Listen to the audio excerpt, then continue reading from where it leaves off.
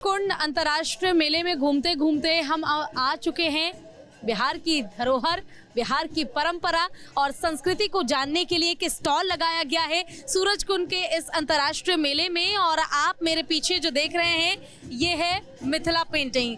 Camera person Sanjay से मैं चाहूंगी वो दिखाएं आपको मिथिला पेंटिंग आखिर क्यों इतनी खास है, क्या इसकी खासियत है। मधुबनी से जब इसकी शुरुआत हुई तो उसके पीछे की क्या कहानी है, क्या रहस्य है, वो हम आपको बताएंगे। लेकिन आप इन पेंटिंग्स को जब बहुत करीब से देखेंगे, बेहद करीब से आप देखेंगे तो ये जो पेन इनके हाथ में है, इसी पेन से ये पूरी कलाकृति बनाई जाती है, ये पूरा ड्रॉ किया जाता है। और उसके बाद देखिए कितनी बारीक इसमें पेंटिंग की गई है, कितना बारीक काम है। एक एक लाइन बहुत सोच समझ के तैयार की जाती है, एक एक डिज़ाइन बहुत सोच समझ कर तैयार किया जाता है, ताकि जब वो डिज़ाइन तैयार हो तो उसके ज़रिए एक ऐसी खूबसूरत पिक्चर, एक ऐसी तस्वीर निकल कर आए। मधुबनी से इसकी शुरुआत हुई थी और आज मिथिला पेंटिंग न केवल भारत में बल्कि देश विदेश में अंतर्राष्ट्रीय लेवल पर भी बहुत फेमस है, प्रसिद्ध है। तो यहाँ पर जो दुकानदार हैं जो इस स्टॉल को यहाँ पर लगा के इंतजार कर रहे हैं ग्राहकों का,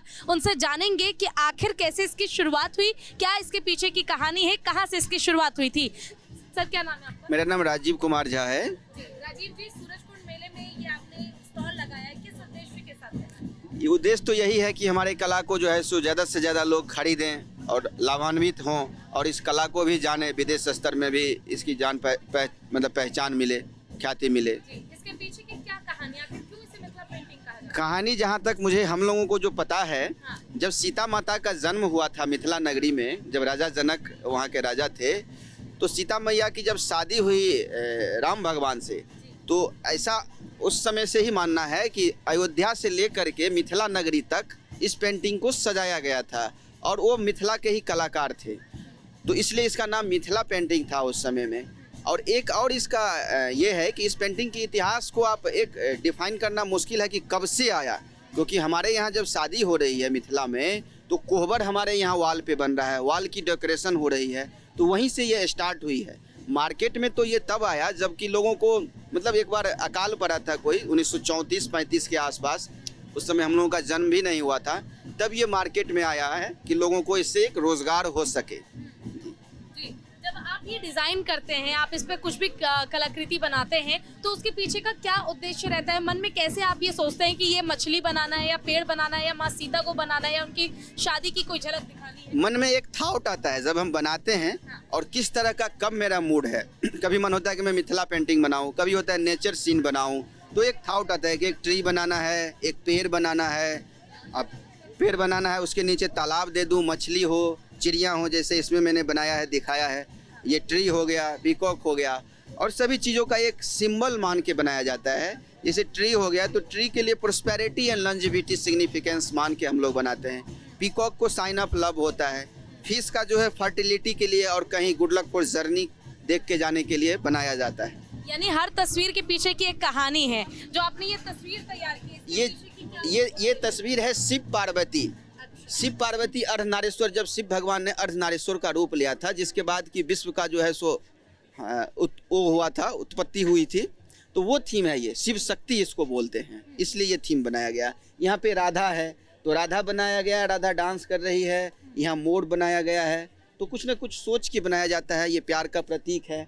यहाँ राम सीता स्वयंवर हो गया, जो कि बहुत ही प्रचलित थीम है इस मिथिला पेंटिंग का जी। राम सीता स्वयंवर हो गया, ये कृष्ण का रास है। उसके बाद आप मिथिला पेंटिंग में बहुत ही रेयर देखेंगे कि यहाँ पे राम भगवान का पूरा स्टोरी बनाया गया है, रामायण का पूरा थीम ही बना दिया गया है। ये वाला 1.5 लाख रुपया मैंने इसका दाम रखा है यहाँ पे जी। तो देखिए जो भगवान श्री राम और माँ जानकी थी, उनके पीछे की जो कहानी थी, वो सारी कहानी उस एक चादर पर सजो दी गई है। जिसे भी वो पसंद आए 1.5 लाख रुपए में वो खरीद सकता है उसे। अब इनसे और भी जानने की कोशिश हम ये करेंगे कि आखिर मधुबनी से जब इसकी शुरुआत हुई, इसको एक अंतर्राष्ट्रीय स्तर पर लाना और एक पहचान दे पाना कि ये एक मिथिला पेंटिंग है, आप दो देश और दुनिया के बीच इसे पहचान दिला पाना कितना मुश्किल रहा होगा, क्या लगता है? मुश्किल तो रहा, लेकिन भारत सरकार ने लोगों के लिए बहुत ही बड़ा रास्ता खोला है। रास्ता अभी के सिनेरियो में ये है कि इसको जीआई टैग मिल गया, ज्योग्राफिकल इंडिकेटेड प्रोडक्ट के रूप में इसकी ख्याति एक प्राप्त हो सके, जिससे कि विदेश स्तर पे भी अब इसका पहचान हो गया है और उसके तहत भी लोगों को बाहर जाने का मौका मिलता है, विदेश में भी प्रदर्शनी करते हैं। तो इससे एक बहुत ही बड़े लेवल पे रोजगार का सृजन हुआ है। जैसे कि पहले जितवारपुर गांव, हमारा गांव जितवारपुर है, जहां से ये पेंटिंग स्टार्ट हुई, तो उस गांव के अलावे हम लोगों ने बहुत से लोगों को सिखाया है पेंटिंग। अभी करीबन मेरे अनुभव के अनुसार 1 लाख से ज़्यादा परिवार इस पेंटिंग से रोजगार वो अपना जीविका उपार्जन कर रहे हैं। जी कि एक महीना लग जाता है एक पेंटिंग बनाने में। यहाँ पे इन्होंने एक स्टॉल भी रखा हुआ है, एक शॉल है और पर्स भी है, इस पर भी हाथ से ही डिजाइन किया गया है। इसके बारे में भी सर जानना चाहूंगी, कितना मुश्किल ये होता है बनाना? मुश्किल तो होता है, टाइम लगता है, लेकिन मैं इस पे बनाने का एक और ये उद्देश्य होता है कि मेरे साथ साथ जो कपड़े वाले कारीगर हैं उनको भी एक रोजगार मिले। जैसे कि ये हैंड वीव्ड देसी तसर है, तो अपने भागलपुर के आर्टिजन ही बनाते हैं, तो बिहार के उत्पाद में एक दूसरे उत्पाद के साथ फ्यूजन करके, जिससे कि हमारा भी रोजगार चले और उनका भी चले, तो उस पर भी हम लोग काम कर रहे हैं। तो देखिए हमारे साथ इंद्रकांत जी भी हैं जो सूरजकुंड मेले में पहुंचे हैं, यहाँ पर मिथिला पेंटिंग ये यहाँ पर बेच रहे हैं। इनसे भी जानते हैं कि क्या इन्हें बुलाया जाता है या ये खुद से आते हैं, और जब मिथिला पेंटिंग लेकर यहाँ पर पहुँचते हैं तो मन में क्या उम्मीद रहती है।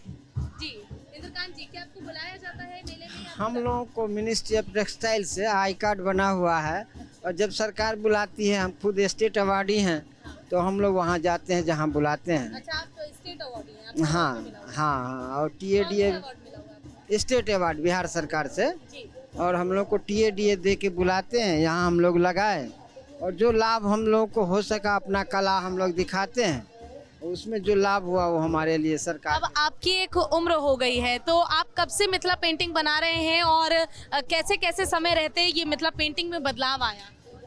मिथिला पेंटिंग में तो जैसे जैसे लोग आगे बढ़े हैं, थोड़ा फाइन आर्ट के तरफ भी जा रहा है, लोग का जैसा जैसा चॉइस बढ़ता जा रहा है उस तरह से लोग बना रहे हैं। अब नए नए लोग हैं, पहले के लोग अनपढ़ होते थे तो बाँह होता था पतला और पैर होता था मोटा, ऐसा करके बनाते थे, लेकिन इसका चटक मटक रंग जो है, इसके लिए इसको प्रोत्साहन मिलते गया, अब तो बहुत राइज कर गया है।